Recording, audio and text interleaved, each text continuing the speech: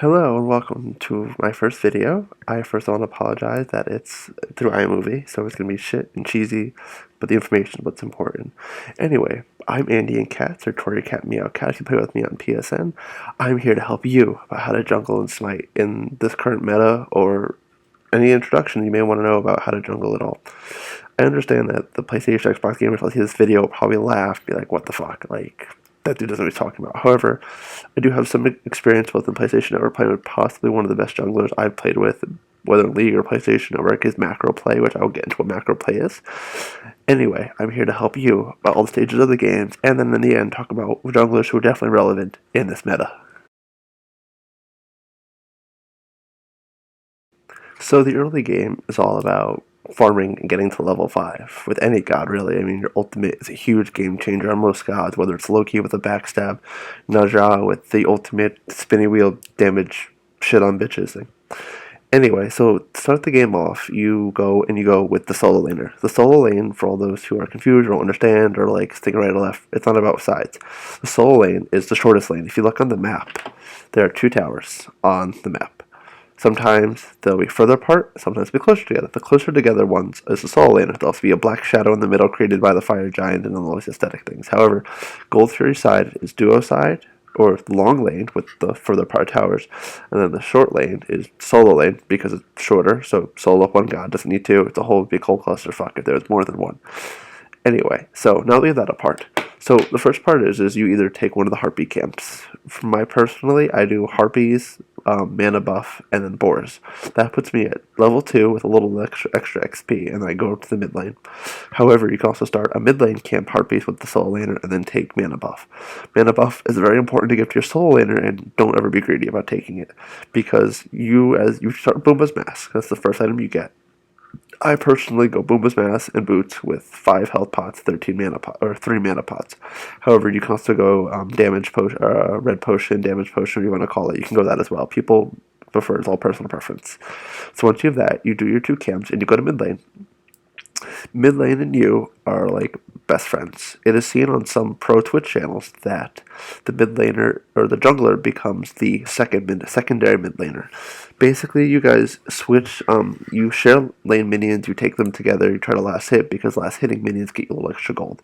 You then rotate to either side. You want to contest harpy camps. Harpy camps are important not only because they give gold, but they give more XP. For example, you could be level 5 and their mid laner jungler could be level 4. So you could all in them, especially if you know what's going on and their junglers are there. You could all in them with 2 of you there, with level 5 or level 4.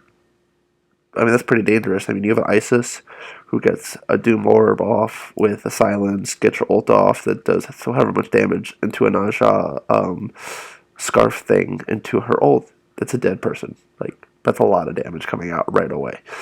And so they're really important because you want to get XP and gold and be ahead of your opponent, because if you're a higher level and you have more gold, you're going to have more items, you're going to have more points in your abilities, lower cooldowns, all that good stuff. So that's the important part of the early game, is getting to level 5, getting all the XP and gold you can away from your opponent especially, and then getting ready for the mid game. So as I just stated, you go from early game to mid game. Mid games are all about the objectives. What happens is in the mid game is you want to start gaining an advantage to really snowball the game, to hopefully you don't even have to get to late game. You can win the game in 15-20 minutes, completely possible. Especially in this meta that Smite and League both share in common, these quicker games. So anyways, what you're doing now is you're now not level 5, you're level 8. You have an item or 2 up that are done, and you have taken multiple Harpies camps, you share the lane minions, and now you and your mid lane are now 8, 9, and their mid lane are only 6 or 7. So you have a level advantage, you have a gold advantage, and hopefully they back because you've been able to pressure the lane. At this point, you want to start rotating. You want to start taking objectives. So at this point, you want to then make sure you have your camera on a swivel using the right stick on Xbox and PS4, which are ones the camera was on the Xbox, and on the PC using your mouse. Look left and right, left and right. You want to see the other people's health. If you're playing people with you, especially as a jungler, talk, talk, talk. Are they low? Can I come gank? Like, make sure you're in constant communication. As a jungler, especially, you have free range to go wherever you want. You're not responsible for an individual lane. So what's going to happen now is that you're going to go and see the opportunity to gank. You want to go, or a gank is when you do a surprise attack, is basically what it is. You want to go and get an attack and hopefully secure a kill or two. So maybe the other person has to back because they don't want to fight a 3v1. At that point, you then want to take the tower or Gold Fury And Fire Giant is probably a little out of the way in mid game because you need a full team in mid game to be able to take the Fire Giant. So to recap in the mid game, you want to make sure that you want to take smaller fights. You want to take Gold Fury and Fire Giant after winning these smaller fights, and you want to take towers afterwards because a level advantage and a gold advantage can be huge in case you get to late game.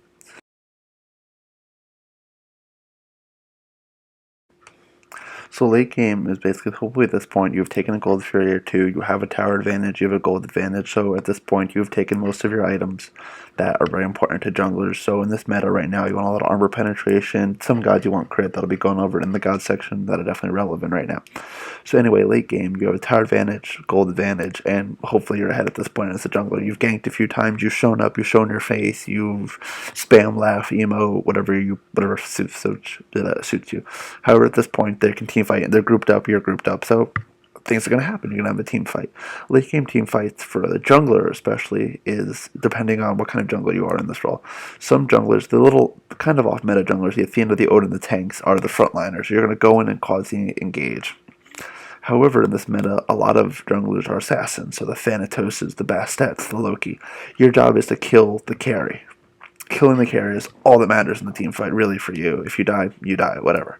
However, if you can take out their AD carry and their mid laner, or make their mid laner hurt, it's a 5v4, maybe even a 5v3.5, really. So you've really done your job. The point of killing a carry is they'll kill you the fastest.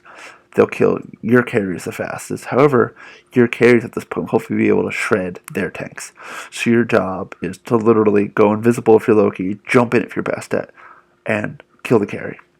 So you're going to do that. Also at this point is you want to be able to take towers.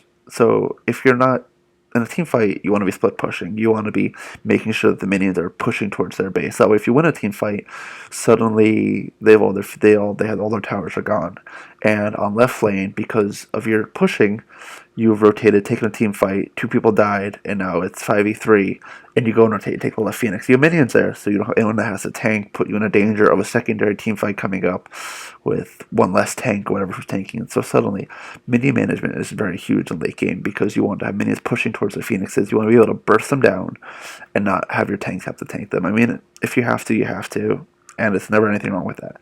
But your job as the jungler in late game is to kill the carry and to make sure minions are pushing in their direction and stuff, because you can be the highest level, you also want the lowest levels because you're rotating around, warding, also wards, especially late game, because late game, if anybody's caught out, they're probably dead.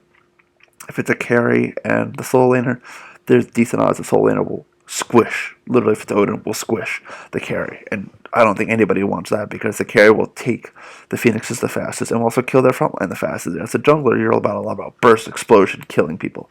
And if there's no carry to whittle them down, you can't explode and kill anybody. You will die first.